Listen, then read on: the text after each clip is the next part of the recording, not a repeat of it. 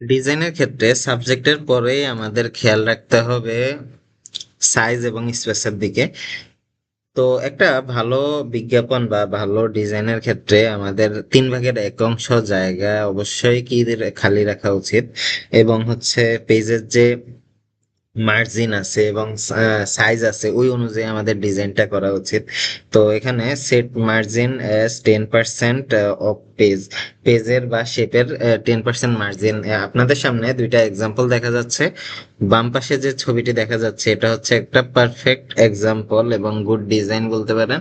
এবং ডান পাশে দেখেন এখানে একটা বিভিন্ন রকম কালার ব্যবহার করে, ডান পাশে বিভিন্ন কোনো রকম মার্জিন মেনটেন না করে, ডিজাইনের যে সাইজ শেপ গুলো আছে সেগুলো মেনটেন না করে একটি ডিজাইন দেখতে পাচ্ছেন।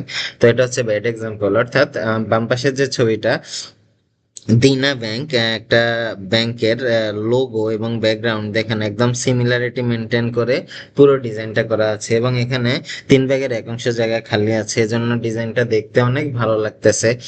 বিপরীতভাবে ডান পাশে যে ছবিটি দেখা যাচ্ছে, যে ছবিটা আমরা এখন দেখতে পাচ্ছি ডান পাশে, এই ছবিটা লেখাগুলো এলোমেলো, কোনো রকম মার্জিন নাই, এবং পেজের যে 10%-এর একটা সেট মার্জিন করা লাগে সেই মার্জিনটাও পর্যন্ত নাই, সঠিক অ্যালাইনমেন্ট নাই, সরি।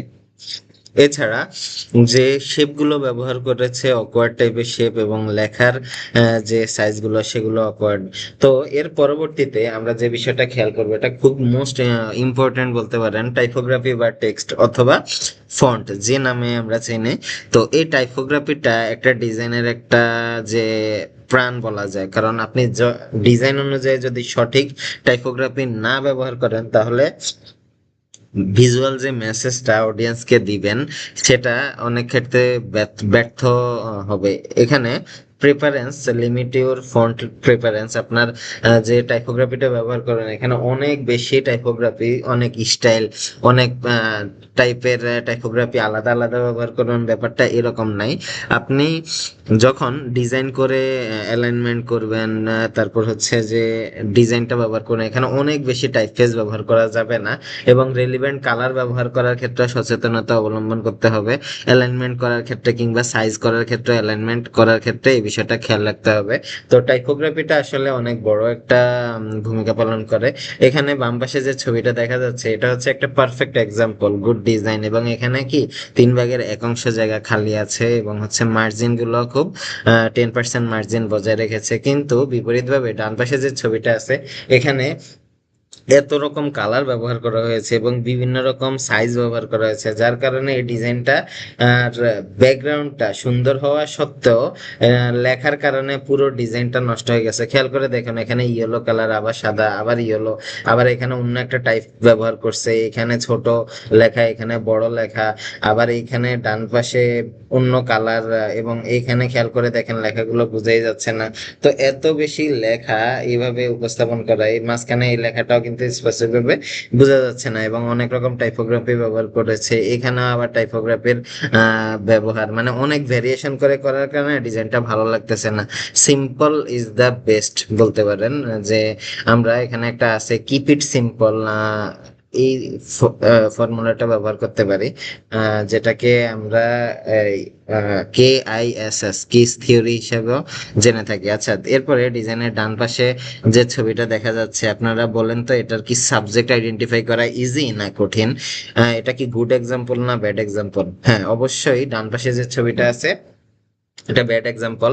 এখানে ছবির বিষয়ে আলোচনা হয়েছে যে রিলেটেড ছবি ব্যবহার করে এবং হচ্ছে গুড হাই কোয়ালিটি রেজুলেশন ছবি প্লেস করাটা খুব ইম্পর্ট্যান্ট। ডান পাশে এখানে ছবিটা দেখে মনে হচ্ছে যে এটা হচ্ছে একটা মডেল, যে হচ্ছে চোখের লেন্স বা হচ্ছে আই বা চশমা এই রিলেটেড সামথিং একটা ব্র্যান্ডিং ভিডিও, মানে ছবি আর কি। কিন্তু পুরো যে আমাদের যে ব্যানারটা আছে, পুরো পোস্টারটা আছে, এই পোস্টারটা খেয়াল করলে দেখা যায় এটা মূলত হচ্ছে কি একটা ক্যাড সেন্টার, মানে ট্রেনিং সেন্টার, যেখানে হচ্ছে তারা বিভিন্ন প্রকার কোর্স দিয়ে থাকে, যেমন অটোক্যাড, অটোডেস্ক, প্রফেশনাল, এখানে লেখাই আছে বিস্তারিত।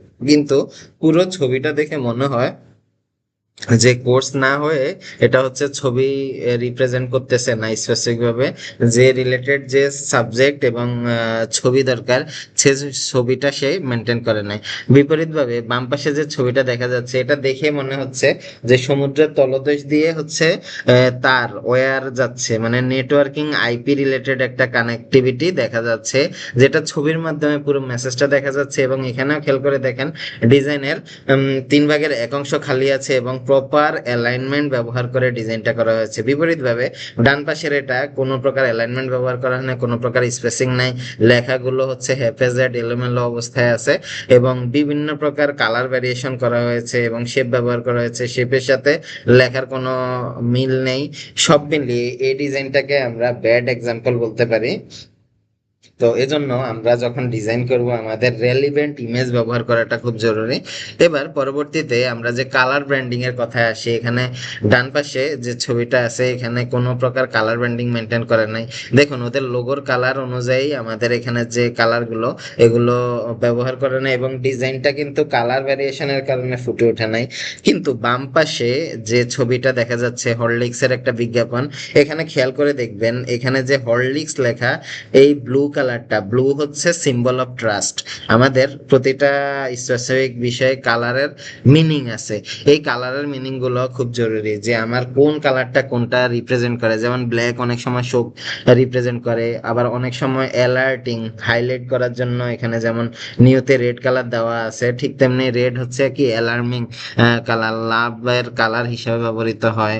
তারপর এনার্জেটিক কালার ডেঞ্জার হিসাবে ব্যবহৃত হয়। তো এরকম কালার মিনিং নিয়েও কিন্তু আলাদাভাবে আপনাদের রিসার্চ করতে হবে যদি ভালো ডিজাইন হইতে চান এবং ভালো ডিজাইনে নিজের এক্সপার্টাইজ নিতে চান। এবং এখানে খেয়াল করবেন হরলিক্স 3 in 1 ব্লুতে বোঝাচ্ছে, মানে ব্লু কালার এমনি হচ্ছে বিশ্বাসের একটা প্রতীক। তো তারা ওই কালারটাও নিয়েছে এবং খেয়াল করে দেখেন যে গুড ডাইজেস্টেশন এই কালারটাও ব্লুর আন্ডারে আছে এবং মডেলের হাতে যে কাপটা দেখা যাচ্ছে এটাও কিন্তু ব্যাকগ্রাউন্ডে যে মগটা এটাও ব্লু কালার আছে এবং নিচে যে হাইলাইটেড শেপের মাধ্যমে দেখানো আছে ব্যাকগ্রাউন্ডে সেটাও ব্লু কালার। তার মানে ব্র্যান্ডিং কালার ব্যবহার করে আমরা দেখতে পেলাম পুরো ব্র্যান্ডিং কালার ব্যবহার করে ডিজাইনটা হয়েছে। বিপরীতভাবে ডান পাশে কোনো প্রকার ব্র্যান্ডিং কালার ব্যবহার করে নেই, অনেক রকম কালার অনেক প্রকার টাইপোগ্রাফি এবং বিভিন্ন প্রকার সাইজ ব্যবহার করে পুরো ডিজাইনটাকে নষ্ট করে ফেলেছে। তো আমরা ব্র্যান্ডিং কালারের জন্য চাইলে কিন্তু লোগোটাকে টার্গেট করে ওই অনুযায়ী ডিজাইনটা করতে পারি। এরপরে পরবর্তীতে আমাদের এখানে ইউজ শেপ অবজেক্ট বলা হয়েছে। অবজেক্ট এবং শেপ অনেক ক্ষেত্রে আমাদের যে বিষয়টা, মানে আপনি যে সাবজেক্টটাকে হাইলাইট করতে চান সেটা যদি শেপ বা অবজেক্টের মাধ্যমে উপস্থাপন করেন তাহলে কি একটা স্ট্রং ফিলিং তৈরি হয় ডিজাইনে। তো এজন্য আমরা কি করব, শেপ অবজেক্ট ব্যবহার করব। আমাদের সামনে যে এক্সাম্পলটা দেখা যাচ্ছে যেমন হরলিক কিডস, এখানে কি শার্পার, স্ট্রঙ্গার, টলার, জেনারেশন বিভিন্নভাবে একটা রেঞ্জ মানে লেভেল বোঝানো হয়েছে। এবং বাম পাশেও এই শেপগুলো 3D টাইপের ব্যবহার করার কারণে ডিজাইনটা এবং পুরো পোস্টার ডিজাইনটা অনেক পারফেক্ট হয়েছে। আচ্ছা, এরপরে পরবর্তীতে আমরা অ্যালাইনমেন্টটা একটা ডিজাইনে খুবই ইম্পর্টেন্ট। অ্যালাইনমেন্ট দিয়ে একটা রিদম বোঝা যায় এবং ডিজাইনের প্রতিটা ক্যাটেগরি বোঝা যায়। ফর এক্সাম্পল আমাদের সামনে বাম পাশে যে 3টা সার্ভিস দেওয়া আছে, PC 6 4 and 3, এখানে হচ্ছে খেয়াল করে দেখবেন প্রতিটা মানে যে টপিক গুলো ক্যাটেগরি ওয়াইজ এখানে হচ্ছে দাম দেওয়া আছে। যেমন যেটার দাম বেশি ওটার হয়তো প্রসেসর, তারপর হচ্ছে বিভিন্ন র্যাম, তারপর হচ্ছে হার্ড ডিস্ক হার্ড ড্রাইভ এগুলো বেশি হয়ে যাবে। তো 35,000 টাকার পিসি আর 24,600 টাকার পিসি দুইটার মধ্যে পার্থক্য আছে। পুরো ডিজাইনটা খেয়াল করলে দেখেন সে বিষয়গুলোকে অ্যালাইনমেন্ট প্রপার অ্যালাইনমেন্ট করে ক্যাটেগরি ওয়াইজ দেওয়া হয়েছে। এখানে বাম পাশে processor, motherboard, RAM, hard drive, optical monitor, casing, speaker, keyboard, mouse, এটা কিন্তু প্রতিটা জায়গায় ক্যাটেগরি ওয়াইজ দেওয়া আছে। তার মানে এটা কি একটা গুড এক্সাম্পল এবং সঠিক অ্যালাইনমেন্ট মেনটেন করা হয়েছে। এবার আমরা ব্যাড অ্যালাইনমেন্ট দেখি একটা। এই ছবিটা কিছুক্ষণ আগেও আমরা দেখেছিলাম। এখানে দেখেন গেট ইন্টারেক্টিং রিকগনাইজ সার্টিফাইড, মানে তিনটা আলাদা আলাদা শেপ ব্যবহার করছে তো, এবং যে গ্যাপগুলা সঠিক অ্যালাইনমেন্ট নাই। এখানে ফ্রি ক্রাশ কোর্স অ্যান্ড হচ্ছে ছবির উপরে চলে গেছে, তারপর 35% আবার ফ্রি ডিসকাউন্ট। এরপরে ছবির যেটা ব্যবহার করছে এটা হচ্ছে যে ট্রেনিং বোঝাচ্ছে, এরকম কোনো ছবির সাথে মিল নাই। এখানে বাম পাশে খেয়াল করেন, এখানে প্রপার অ্যালাইনমেন্ট মিসিং আছে। তারপর নিচে যে অ্যালাইনমেন্ট গুলো এগুলো মিসিং আছে, ডান পাশে যে অ্যালাইনমেন্ট আছে সেটাও মিসিং আছে। তো এখানে অ্যাবসেন্সের পুরো অনুপস্থিতি দেখা যাচ্ছে এবং হচ্ছে কোনো পারফেক্ট অ্যালাইনমেন্ট নাই। এখন টার্গেট যে অডিয়েন্স থাকবে তারা আসলে আলটিমেটলি এটা বুঝতে পারবে না কোনটা কোন অংশের তথ্য, এলোমেলো হয়ে গেছে বিষয়টা। অ্যান্ড ফাইনালি আমরা একজন গ্রাফিক ডিজাইনার হিসাবে একটা ভিজুয়াল আউটপুট মানুষকে দিতে হয়, দেই। সো সেক্ষেত্রে আমাদের যে ভিজুয়াল ইমোশনটা এখানে রিপ্রেজেন্ট করে, একটু খেয়াল করে দেখবেন এখানে ফেড এক্স এক্সপ্রেস লেখা। এরা হচ্ছে একটা কি কুরিয়ার সার্ভিস। এখানে যে বক্স দেখা যাচ্ছে, বক্সের মাধ্যমে আপনার প্রয়োজনীয় যে দ্রব্য আছে ফেডেক্স কোম্পানি নিজের দায়িত্ব নিয়ে কাস্টমারের হাতে পৌঁছিয়ে দেয়। এই হাতে পৌঁছে দেওয়ার যে ইমোশনটা এখানে ছবি মানে ইমেজ ম্যানিপুলেশনের মাধ্যমে দেখানো হয়েছে। এটা দিয়ে পরিপূর্ণভাবে কি একটা ইমোশন দেখাচ্ছে যে একজন যে হচ্ছে ডেলিভারি ম্যান এবং হচ্ছে একজন রিসিভার, দুইজনের মধ্যে সম্পর্ক স্থাপন করতেছে ফেডেক্স একটা নিরাপত্তা দেওয়ার জন্য একটা বক্সের মাধ্যমে, বক্স দিয়ে বোঝাচ্ছে জিনিসটা। তো এটা দিয়ে কি অডিয়েন্সের অনেক বেশি অ্যাট্রাকশন হবে, অডিয়েন্স এঙ্গেজ হবে এবং হচ্ছে একটা থট তাদের ভিতরে তৈরি হয়। আর একটু মনোযোগ দিয়ে খেয়াল কর, ফেডেক্স লোগোর মেসেজের মধ্যে ই এবং এক্স এর মাঝখানে কিন্তু একটা অ্যারো দেখা যাচ্ছে। এটা হচ্ছে তাদের ডিরেকশন বোঝাচ্ছে, ট্রান্সপোর্ট মানে এখানে এই অ্যারো দিয়ে বোঝাচ্ছে যে এটা একটা ট্রান্সপোর্ট ভিত্তিক কোম্পানি। তো এখানে খুব চিন্তিতভাবে যে লোগোটা ডিজাইন করছে অবশ্যই তার প্রশংসা করতে হয়। এখানে উজ্জ্বলভাবে ফেডেক্স এর মধ্যে একটা তীর দেখা যাচ্ছে, এটা হচ্ছে কি একটা ভিজুয়াল, এটা একটা ইমোশন মেসেজ, আউটপুট মেসেজ দিচ্ছে। যে ডিজাইন করছে সে এটা দিয়ে এই ই এক্স এর মাধ্যমে, ই এবং এক্স দুইটার মাধ্যমে কি একটা তীর ডিরেকশন তৈরি করেছে পুরো মেসেজে। তো আমাদের ডিজাইনের ক্ষেত্রে ইমোশনটা অনেক বেশি ইম্পর্টেন্ট।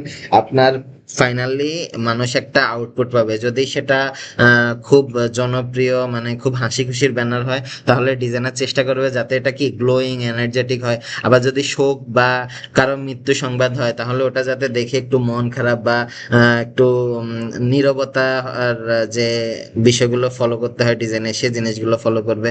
তো এইভাবে ডিজাইনে ফিলিংসটা অনেক বেশি ইম্পর্টেন্ট। এই 8টা বিষয় ফলো করে আপনি ডিজাইনকে যে কোনো প্রকার ভালো ডিজাইনে পরিণত করতে পারেন, এই বিষয়গুলো খেয়াল করে। আর আপনাদের কি কোনো প্রশ্ন আছে কিনা? যদি কোনো প্রশ্ন থেকে থাকে তাহলে অবশ্যই কমেন্টে শেয়ার করবেন। আমি চেষ্টা করব যদি কোনো স্পেসিফিক বিষয় নিয়ে আপনারা বলেন বিস্তারিত ভিডিও তৈরি করার জন্য। ভালো থাকবেন সবাই, আল্লাহ হাফেজ।